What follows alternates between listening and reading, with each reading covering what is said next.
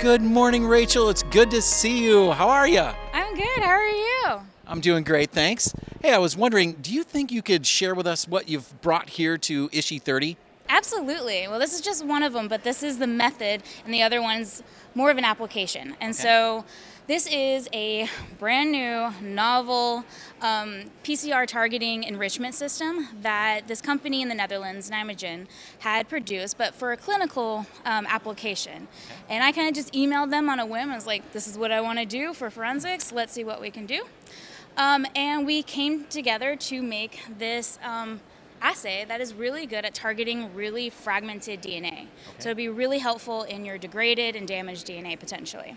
So we designed a assay that targets 27 identity SNPs. So it's a start. It's not all the way there yet, but it's a start, and it's performing phenomenal. So it works kind of on this reverse complement system. So inside your tube, you basically make your targeting primers. And so one of the big kind of issues or disadvantages of normal library prep is that there are a lot of PCR amplification steps. There's a lot of room for contamination, which you don't want with your degraded DNA.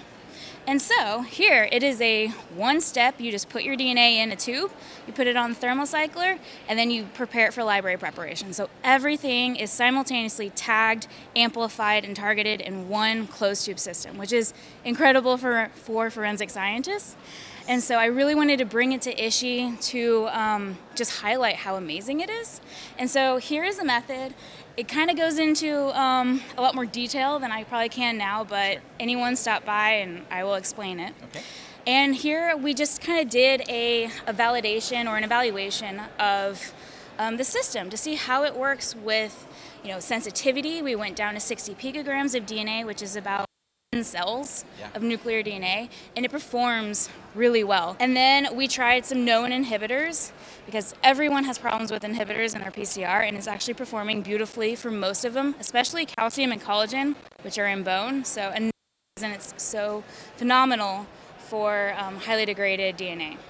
And then we tried some casework samples from our Center for Human ID, and it really helped gain some additive genetic information in addition to the STRs. And so it does have a very advantageous effect.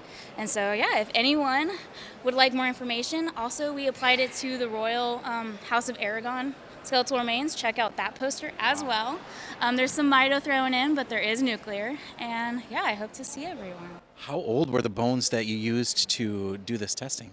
The Royal House dates back about 850 years to 950 years ago, so really old remains. And you got some good hits off of that. We did. We got some data, and so that is a huge advancement for us, and so it's very exciting. Thank you so much for sharing all of that with us. Thank you. Thank you.